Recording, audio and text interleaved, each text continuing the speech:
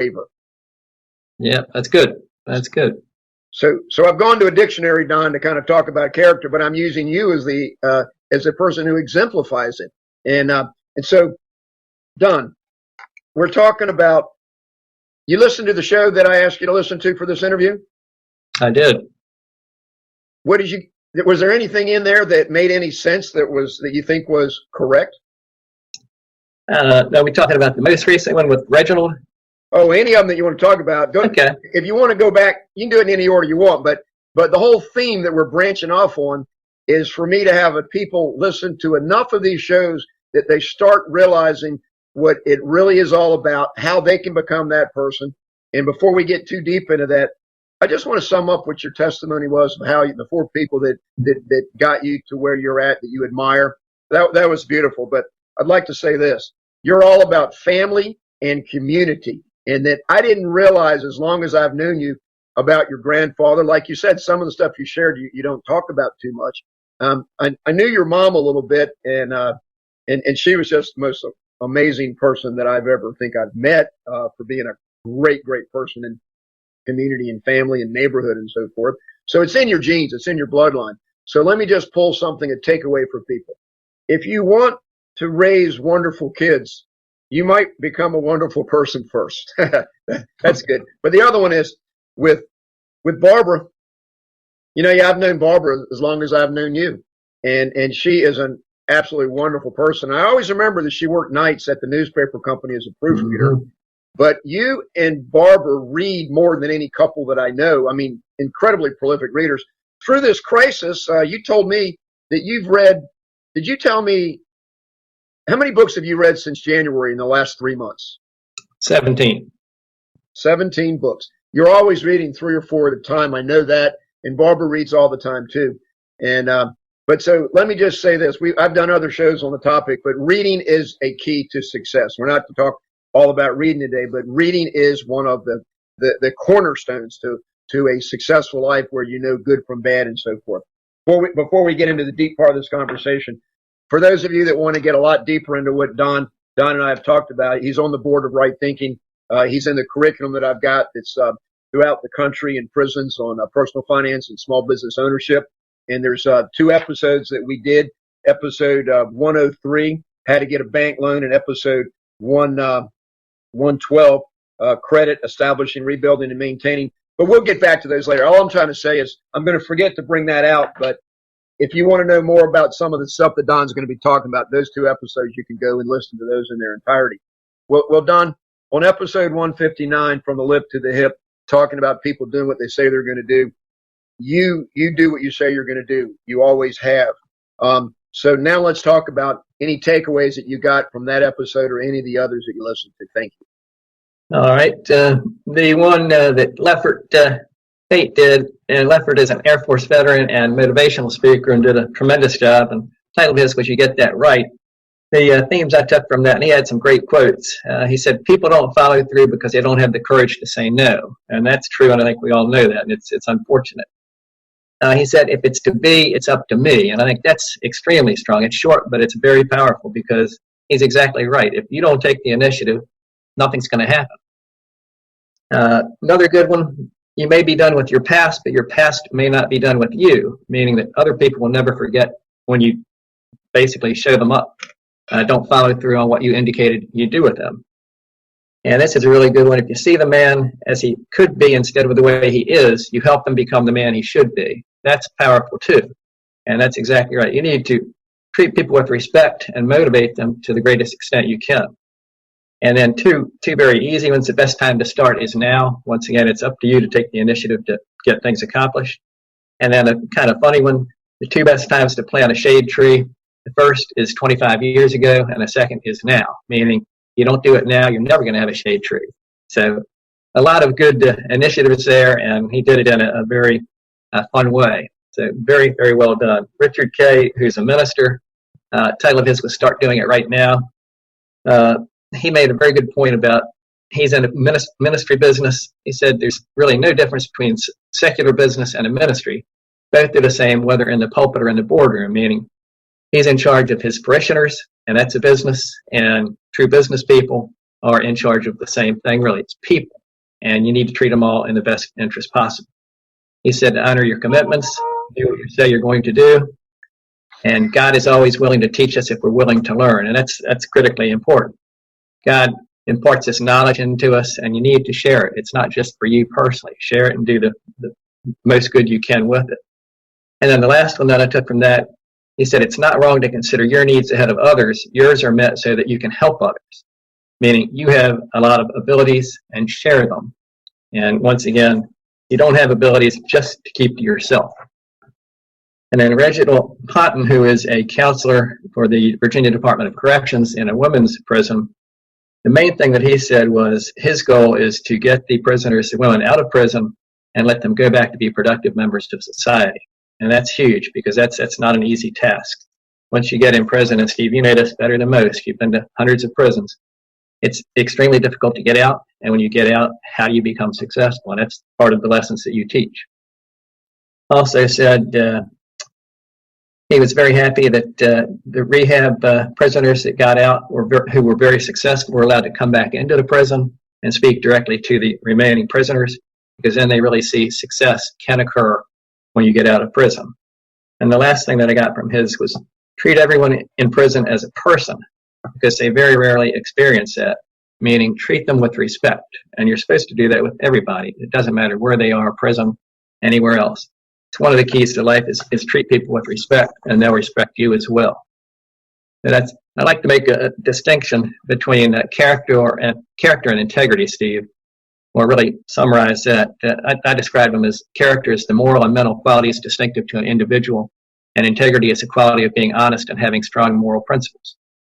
But the way I think of those two together is you can be successful. There's a lot of successful people in this world who don't really have strong moral character. They've made a lot of money through whatever means. Some of them might not be the best methods. And in their minds, they're successful. But to me, in order to be truly successful and be happy with yourself, feel good about yourself, you have to have both character and integrity. There's no way a person can be truly happy without both of those characteristics. Don, you would know that as well as anybody, because in your 40-year banking career, you had many, many people. In preparation for this show, I put 3 hours last night into just reviewing things, and I actually read the transcripts from the last two shows that you were on that I've already announced to people what the numbers were, what episode numbers. But Don, you helped me do the curriculum on the unit of credit that's part of my national curriculum. You worked as a banker for 40 years, but during that time, you worked 50, 60 hours a week doing your banking career. But I wanted to read this before we go. This is a segue from your personal life into your banking life. But there's something I want to bring out. Just like Richard Case said that your spiritual life, your secular life, whatever, it kind of goes hand in hand. Your personal life and your business life, you're the same person, however you treat people, whether it's at work or at home or in the community. But you talked about all the wonderful things your parents did, but let me just do this. I asked you to give me like a resume just so I could have this in preparation for the show. I'm just going to read through this quick. I'm not going to dwell on it, but I just want to say that you found a way to have a life of service, even though you were an overtime for 40 years professional helping people. You approached banking, and I'm one of your I'm one of your clients. I mean, I'm one of your customers for most of your career, personally and in corporate life. And I got to tell you, I always told everybody that you're the most straightforward, honest banker that I've ever come across.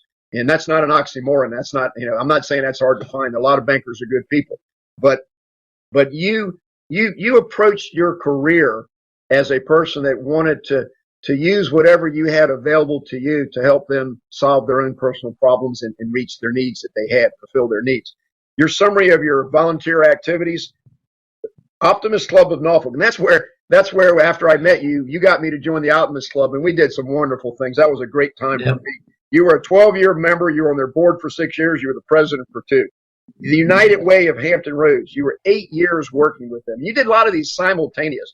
I think that you've always juggled your personal schedule, your business schedule, with a minimum of 6 to 9 nonprofits that you served on boards at high level capacities. And maybe you're one of those people that just couldn't say no, but you learned something about saying yes.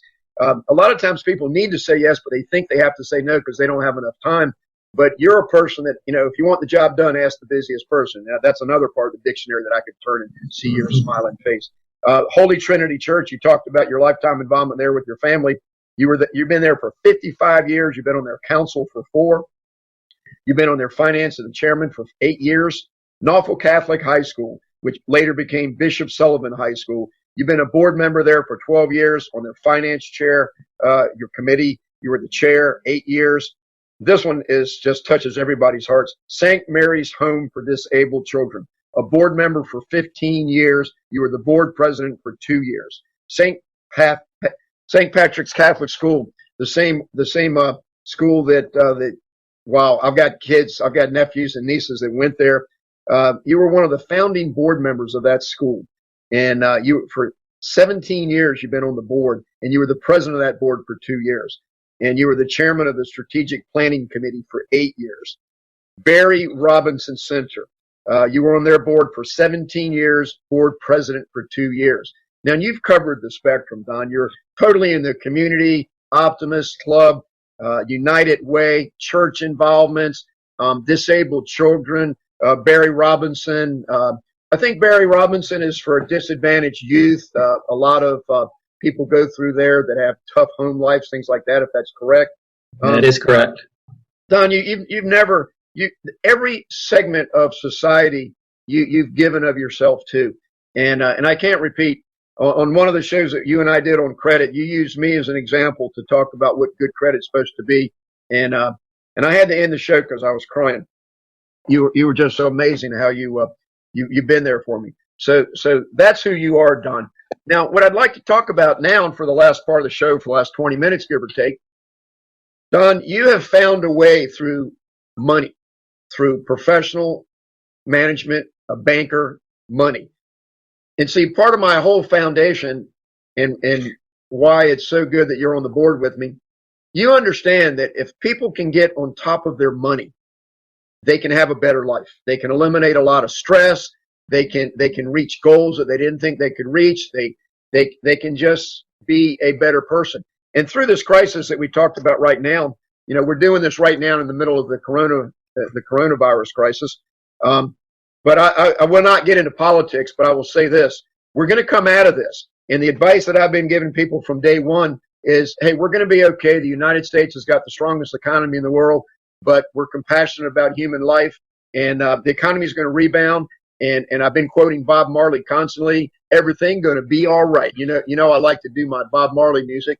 But what I'm saying is that my whole purpose in life to help other people, I finally got it focused in helping people through getting their finances straight. And you and I, when we did our show on credit, we pretty much established, and that's why it goes hand in glove with today's show. My definition of credit was a person honoring their good name, doing what they say they're going to do. And that's the key to good credit. I mean, we did a whole hour show on credit, and credit ties into when you get a bank loan. So how about giving a modified seminar, not just on the correct things, we can read credit reports to people, explain what credit reports are. We've done all that in other shows. But I would like you to talk, and how did you combine, when you have a client, how do you look at that client when they came into your office? When they're sitting across the desk from you and they fill out their application or they talk about their needs, what do you do? And if you relate that to people that do what they say they're going to do, because you can't get money from a bank if you don't say what you're going to do to pay it back generally.